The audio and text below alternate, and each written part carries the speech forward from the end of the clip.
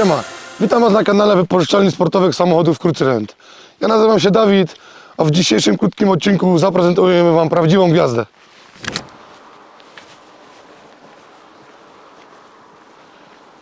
Mercedes C63 AMG wolno ssące V8 o pojemności 6,2 litra. Samochód przeszedł bardzo dużo modyfikacji, a dokładnie jakich dowiecie się w innym odcinku. Mentally feel like Kobe, I'm like Jokic with the rock.